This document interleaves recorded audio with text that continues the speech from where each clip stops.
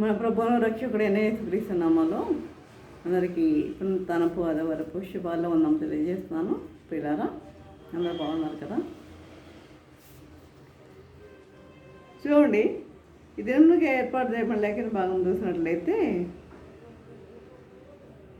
ప్రకటన గ్రంథం 20:15 ఎవని పేరైనను జీవగ్రంథమందు వ్రాయబడినట్టు కనపడని ఎడల వాడు అగ్నిగుండములో పడవేయబడును. ఎవని పేరైనను జీవగ్రంథమందు వ్రాయబడినట్టు కనబడని ఎడల వాడు అగ్నిగుండములో పడవేయబడును. ప్రార్థన చేస్తున్నాం. పరిశుద్ధుడా, ప్రేమ గల తండ్రి, నీ పరిశుద్ధ పరమస్తుతం దేవా ప్రభా తండ్రి, ఇంతవరకు నాయన ప్రభా మన సజీవులుగా ఉంచిన విధానం బట్టి నాయన మీకు వందనం తెలియజేసుకుంటున్నాం తండ్రి. నాయన తండ్రి, మరి గడిచిన వారం నుండి ఈ వారం వరకు తండ్రి మమ్మల్ని కాపాడి నాయన ఇటువంటి శోధనలు ఎదుగులు ఇబ్బంది తొందరలు మాకు లేకుండా కాపాడి నాయన ప్రభాని తండ్రిని నీ కృపతో మమ్మల్ని రక్షించిన విధానాన్ని బట్టి వందనాలు నాయన ప్రభా. ఇప్పుడు నాయన మేము వాక్యం ధ్యానించుకుంటుండగా మీరు మాతో ఉండండి నాయన ప్రభా, మాతో నడిపించండి నాయన ప్రభా. ప్రతి ఒక్కరి తండ్రి వినగల చెవులు గ్రహించగల మనసులో వాక్యానుసారంగా జీవించే జీవితంలో దయచేయమని మా ప్రభు అయిన యేసునామమున బ్రతి మరి వినమ్ముగా వేడుకుంటున్నాము తండ్రి. ఆమేన్. ఈరోజు అంశం ఏంటంటే జీవ గ్రంథము. జీవ గ్రంథంలో లేని వారి పేర్లు ఎక్కడుంటాయి? జీవ గ్రంథంలో లేని వారి పేర్లు ఎక్కడ ఉంటాయంటే పాపుల గ్రంథంలో ఉంటాయి. ప్రతి మనిషి తెలుసుకోవలసిన ఏకైక విషయం ఏంటంటే తన పేరు జీవ గ్రంథంలో ఉన్నదా లేదా పాపుల గ్రంథంలో ఉన్నదా అని ప్రతి ఒక్కరూ ఆత్మపరిశీలన చేసుకోవాలి. తన పేరు జీవ గ్రంథమందు ఉందా లేకపోతే పాపుల గ్రంథమందు ఉందా అన్న విషయము తప్పనిసరిగా అందరూ కూడా ఆలోచన చేసుకోవాల్సిన విషయమై ఉన్నది. చూడండి, జీవ గ్రంథంలో పేరు వ్రాయబడాలంటే అసలు ఏం చేయాలి? జీవ గ్రంథంలో పేరు వ్రాయబడాలి అంటే ఏం చేయాలి? చూడండి, మొదటిగా ప్రకటన 3:5 చూసినట్లయితే జయించు వారిగా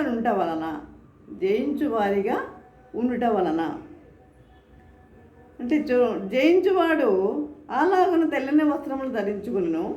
జీవగ్రంథంలో నుండి అతని పేరెంత మాత్రములు తుడిపిపెట్టగా నా తండ్రి ఎదుటను ఆయన దూతల ఎదుటను అతని పేరు ఒప్పుకొందును.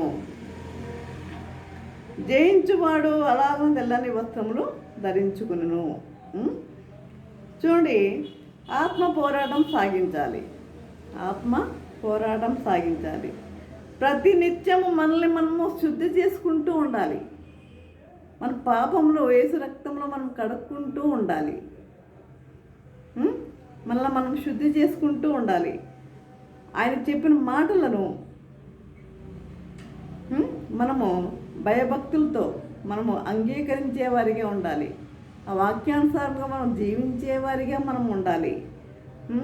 కాబట్టి ఇంకా చూడండి, దేవుని మాట విని లోబడి విశ్వాసంతో భయభక్తులతో చెప్పిన విధంగా జీవిస్తే తప్ప ఆయన మాటకు లోబడి విశ్వాసంతో భయభక్తులతో జీవిస్తే తప్ప జీవగ్రంథంలో మన పేరును కొనసాగించలేము. చూడండి, వేషధారులు, నామకార్థులు గురుగుల వలె తొలగించబడతారు. శరీరాన్ని, సాతానుని, లోకాన్ని జయించగలగాలి. మనం శరీరాన్ని, శరీరాచ, నేత్రాచ, జీవపడము ఉన్నాయి కదా, ఈ శరీరాన్ని, ఈ లోకాన్ని మనం ఏం చేయాలి? జయించగలగాలి. కాబట్టి జీవితం సాగించాలంటే మనం ఏం చేయాలి? ఎవరి మీద ఆధారపడాలి? మనము దేవునిపై ఆధారపడాలి. జీవితం సాగించాలంటే మనము దేవునిపై ఆధారపడాలి. ఉపవాసంతో మనము నలుగొట్టుకోవాలి. ఉపవాసంతో మన శరీరాన్ని మనము నలుగొట్టుకోవాలి. ఉపవాసముతో క్షమాపణ అడుగుతూ కొంతమంది క్షమాపణ అడుగుతూ మళ్ళీ మళ్ళీ తప్పులు చేస్తూ ఉంటారు. క్షమాపణ అడుగుతారు, మళ్ళీ తప్పు చేస్తారు, మళ్ళీ క్షమాపణ అడుగుతారు. ఇట్లా ఈ విధంగా చేసేవారు ఉంటారు చూడండి. కాబట్టి క్షమాపణ అడుగుతూ మళ్ళీ మళ్ళీ తప్పు చేస్తూ జీవ గ్రంథంలో ఇలాంటి వారి పేరు ఉండదు. ఇలాంటి వారి యొక్క పేరు ఉండదు. కాబట్టి మనం ఇప్పుడు నేర్చుకున్నది ఏంటంటే ఆయన మాటకు మనం కట్టుబడి ఉండాలి, ఆయన మాటకు లోబడి ఉండాలి, వాక్యానుసారం మనం జీవించే వారిగా ఉండాలి. అప్పుడు మాత్రమే మన పేరు జీవగ్రంథంలో ఉంటుందని దేవుని వాక్యం మనకి తెలియజేస్తుంది. చూడండి, ప్రకటన 21:27 చూసినట్లయితే 21వ అధ్యాయం 27, గొర్రెపిల్ల యొక్క జీవగ్రంథమందు వ్రాయబడిన వారే దానిలో ప్రవేశించరు కానీ నిషిద్ధమైనది ఏదైనాను అసహ్యమైన దానిని అబద్ధమైన దానిని జరిగించేవాడెవడైనను దానిలోకి ప్రవేశింపడు. అర్థమైందా? గొర్రెపిల్ల యొక్క జీవగ్రంథమందు వ్రాయబడిన వారే దానిలో ప్రవేశింతురు కానీ నిషిద్ధమైనది ఏదైనాను అసహ్యమైన దానిని అబద్ధమైన దానిని జరిగించేవాడు ఎవడైనాను దానిలోనికి ప్రవేశింపడు. అంటే చూడండి, నిషిద్ధమైనది అనగా దేవుడు వద్దన్న పన్నులు,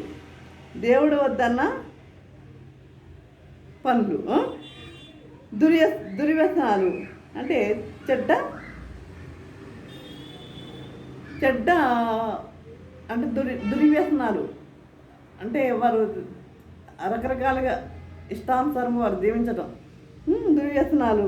అసహ్యమైనదనగా అల్లరితో కూడిన ఆటపాటలు. అసలు దేవునికి ఇష్టం ఉండదు. అది కూడా తల్లిదండ్రులు ఏం చేయాలి, బిడ్డల్ని కంట్రోల్లో పెట్టుకునేవారిగా ఉండాలి. అల్లరితో కూడిన ఆటపాటలు, అసహ్యంగా వస్త్రాలంకరణ, చెత్త దృశ్యాలు చూచుట. కొంతమందికి చాలా ఇష్టంగా ఉంటుంది చెత్త దృశ్యాలు చూడటం. తల్లిదండ్రులు ఇంట్లో లేనప్పుడు వాళ్ళు అసలు క్రైస్తవుల ఇంట్లో అసలు ఈ టీవీలు అనేవే ఉండకూడదు. మరి వాళ్ళు లేనప్పుడు టీవీలు పెట్టుకొని చెత్త దృశ్యాలు చూడటం. ఇప్పుడు ఫోన్లో కూడా చూస్తున్నారులేండి. కాబట్టి ఇలాంటివి చూడకూడదు. కనుక చెత్త దృశ్యాలు చూసుట, అల్పకాల పాప భోగాల కొరకు ఆరాటం. అల్పకాల పాప భోగాల కొరకు. ఈ అల్పకాలం ఎంతకాలం ఈ లోకంలో జీవించేది ఎంతకాలమో మనకు తెలీదు. ఎప్పుడు చనిపోతామో మనకు తెలీదు. ఇప్పుడు ఉన్నవారు కాసేపటికి ఏమైపోతారో కూడా తెలీదు. అది అల్పకాల పాప భోగాల కొరకు ఆరాటం. దేనికి ఎంత ఆరాటం?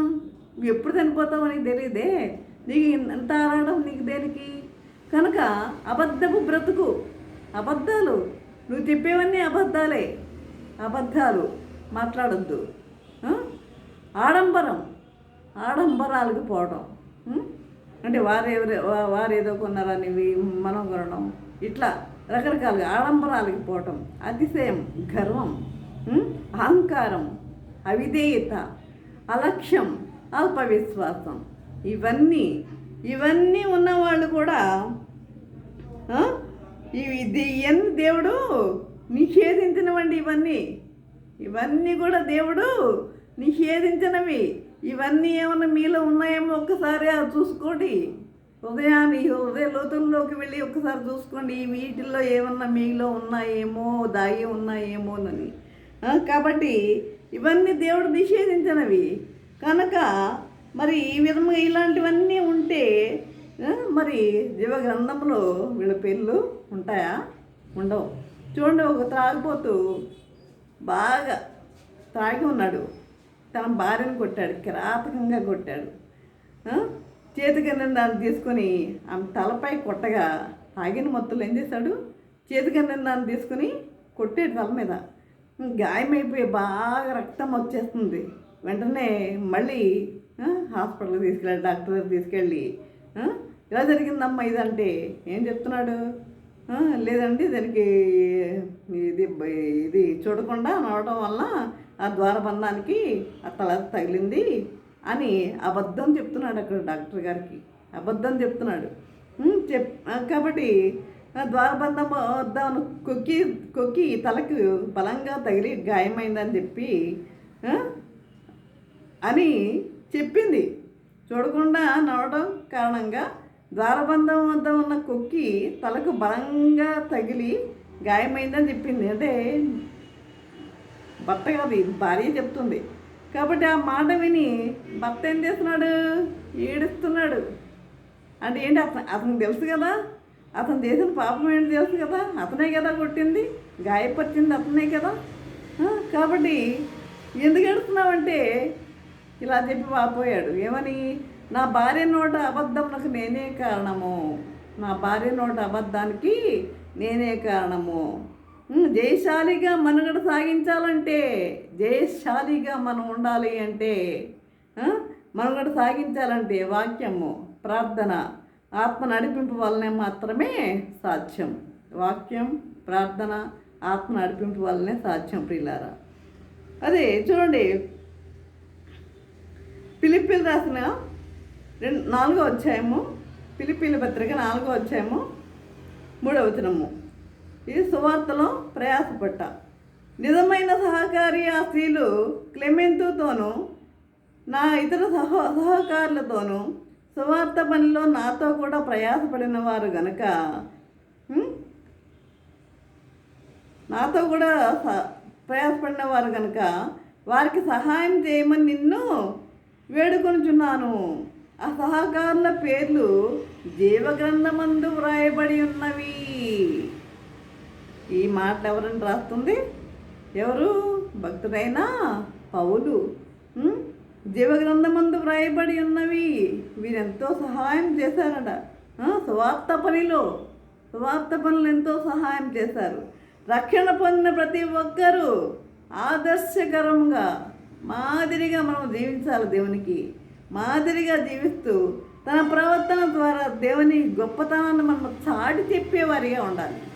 దేవుని యొక్క గొప్పతనాన్ని మనము చాటి చెప్పేవారిగా ఉండాలి. ఆయన యొక్క సువార్తను ప్రకటించేవారిగా ఉండాలి. ఆయన యొక్క సువార్తను ప్రకటించేవారిగా, అనేక చోట్లకు వెళ్ళి ప్రకటించేవారిగా ఉండాలి మనము. కాబట్టి సువార్త ప్రకటించడం ప్రయాసపడాలి. అపోస్తుల కార్యం 20:35 ఒకసారి చూసినట్లయితే, మీరు నీలాగా ప్రయాసపడి బలహీనలను సంరక్షింపవలననియు పుచ్చుకొంట కంటే ఇచ్చుడు ధన్యం. పుచ్చుకొంట కంటే ఇచ్చుడు ధన్యం.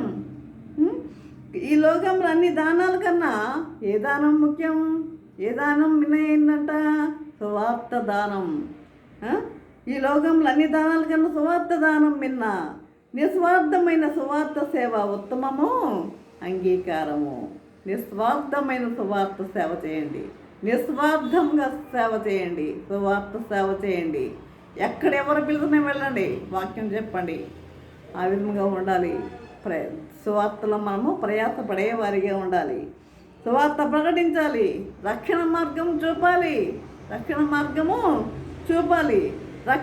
రక్షణలో వారిని స్థిరపరచాలి.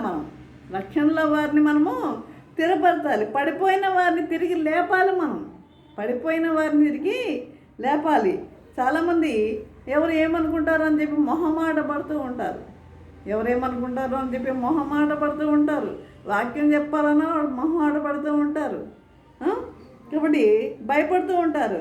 ఒక సత్యం ఏమిటంటే, మన మాటలు, ప్రవర్తన, దేవుని విధానము అందరికీ ఆమోదయోగ్యంగాను ఇష్టకరంగా ఉంటే తప్పకుండా మన మాటలు వారు వింటారు. మన మాటలు వింటారు. మనల్ని చూసి మన దేవుని గొప్పతనం తెలుసుకునే విధంగా మనం ఉండాలి. మన ప్రవర్తన కూడా ఆ విధంగానే ఉండాలి. కాబట్టి సువార్త సేవ అంటే ఏదో నేర్పుతో సభలలో, కూడికలలో, ఆలయాలలో ప్రసంగాలు ఇవ్వడం కాదండి. సువార్త సేవ అంటే ఎక్కడ? సభలలో, కూడికలలో, ఆలయాల్లో ప్రసంగాలు ఇవ్వడమే కాదు, ఆదర్శమైన జీవన విధానంతో, ఆత్మ నడిపింపుతో బోధించి అందరిలో స్పందన, పరివర్తన కలుగజేయాలి. 2-3 కూర్చోబెట్టుకొని దేవుని వాక్యాన్ని తెలియజేయి చాలు. వారు మారితే చాలు. వారు మారు మనసు పొందితే చాలు. ఎదుటి మనుషుల మార్పు, పరివర్తన కలగకపోతే ఎదుట మనిషిలో మార్పు పరివర్తన కలగకపోతే మనము కలత చెందరాదు. ఒకవేళ వాళ్ళు మనం ఎంత చెప్పినా వాళ్ళు మారలేదు అనుకోండి, మనం ఎంతో చెప్తున్నాం, మరి మారలేదు, మనం ఏం చేయగలం? మనం బాధపడాల్సిన అవసరం ఏమీ లేదు. నువ్వు చెప్పడం నీ వంతు అంతే. మన విధిని మనం సక్రమంగా నిర్వహిస్తే అది చాలు. వారి మార్పు విషయాన్ని దేవునికే మనము వదిలేయాలి. దేవునికి వదిలేయండి. వారు మారారా లేదా అని కాదు నీకు ముఖ్యం. నీ నీ నీ దేవుడు నీ డ్యూటీ ఏదో నువ్వు నిర్వహించు. నీ వాక్యం మీద నువ్వు చెప్పు, పరివర్తన కలిగే విధముగా. వారు మారారా లేదా అన్నది నీకు అది అనవసరం. కనుక ముందుగానే దేవుని చేత ఎన్నుకోబడిన వారు మాత్రమే రక్షణ పొందుతారు.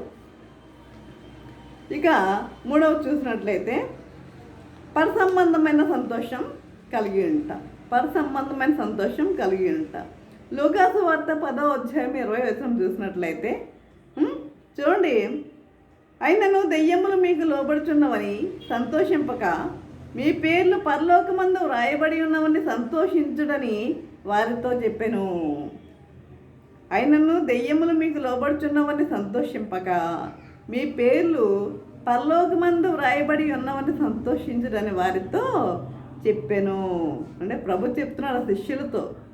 యేసు ప్రభు సువార్త ప్రకటనకై 70 మందిని ఎన్నుకున్నాడు. ముందు 70 మంది శిష్యులు ఎన్నుకొని దేవుని రాజ్యం మీ దగ్గరికి వచ్చి ఉన్నదని చెప్పమంటాడు.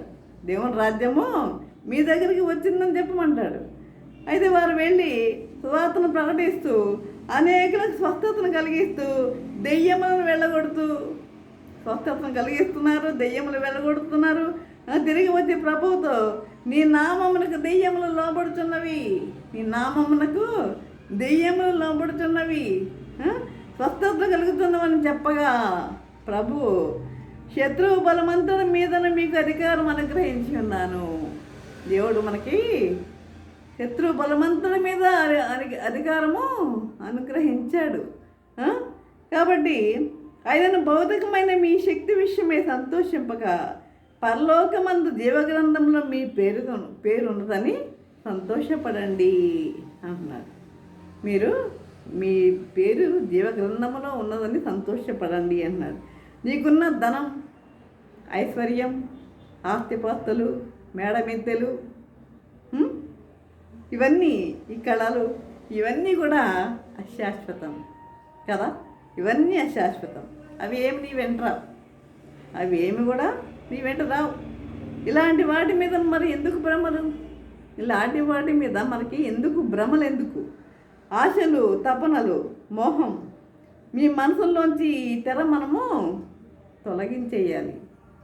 మన మనసుల్లోంచి తెర తొలగించేయాలి. మానవ జన్మ అంటే ఏంటండి? మానవ జన్మ అంటే ఏంటి? పూల పాన్పేం కాదు. పూల పాన్పేం కాదు మానవ జన్మ అంటే. కలిమిలేములు, కష్ట సుఖాలు కావడి గుండల వల్లే సమానంగా ఉంటాయి. పుట్టుక చావు లేని ఇల్లు ఎక్కడన్నా ఉందా? పుట్టుక చావు లేని ఇల్లు ఎక్కడన్నా ఉందా? ఉండదు. మన జీవితంలో సంతోషము, దుఃఖము రెండు మేళవించి ఉంటాయి. రెండు ఉంటాయి. ఒకసారి దుఃఖం ఉండొచ్చు, ఒకరోజు సంతోషం ఉండొచ్చు. సంతోషం వచ్చిందని నువ్వు పొంగిపోవద్దు, దుఃఖం వచ్చిందని నువ్వు కృంగిపోవద్దు.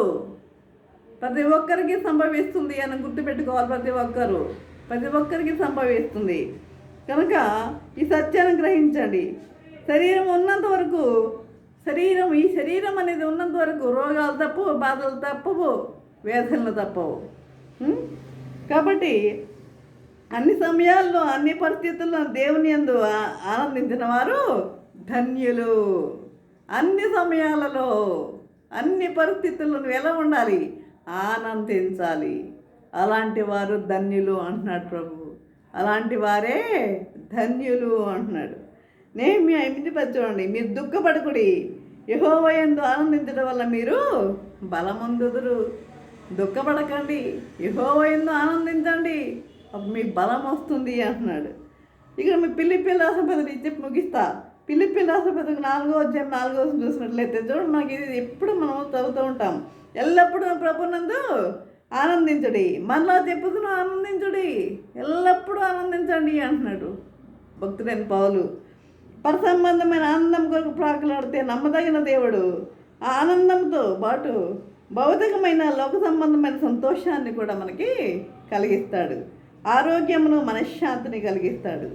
ఈ నమ్మకంతో రక్షణలో ఎదుగుతూ మన రక్షణలో ఎదుగుతూ దేవుని మాట విని భయభక్తులతో కనుక భయభక్తులతో మనం జీవిస్తే జీవగ్రంథములో మన పేరు శాశ్వతంగా లిఖించబడి ఉంటుంది. ఈ లోకములో మనం చేసిన తప్పులకు పాపాలకు రక్షణ లేని వారందరి గురించి పాపుల గ్రంథములు అన్నీ వివరంగా వ్రాయబడి ఉంటాయి.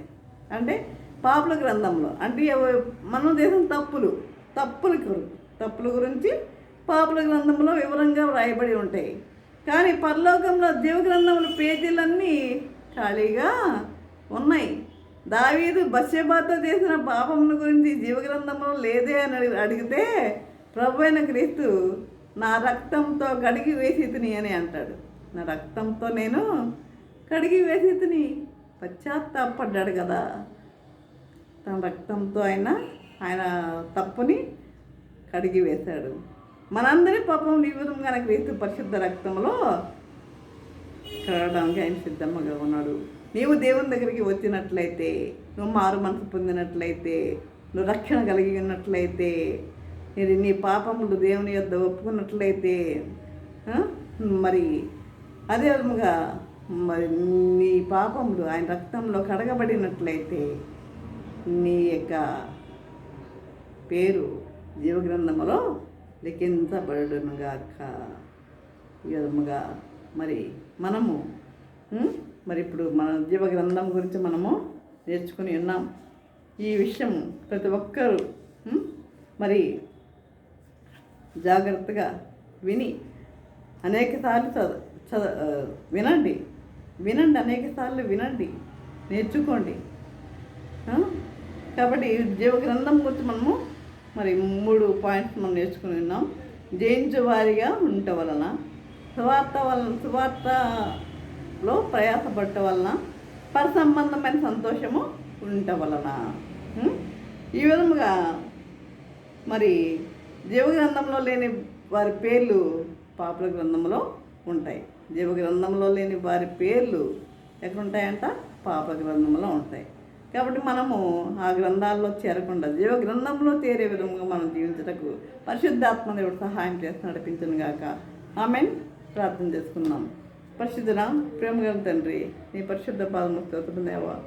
ప్రభా, ఇంతవరకు నేను ప్రభా నీ వాక్యం ద్వారా మాతో మాట్లాడిన విధానం బట్టి నాయన మీకు వందనము తెలియజేసుకుంటున్నాం తండ్రి. ఇదిగోనైనా జీవగ్రంథం గురించి మేము ధ్యానించుకుని ఉన్నాం నాయన ప్రభా. తండ్రి ప్రభా, జీవగ్రంథంలో లేని వారి పేర్లు తండ్రి పాపుల గ్రంథంలో ఉంటాయని మీరు తెలియజేశారు నాయన ప్రభా.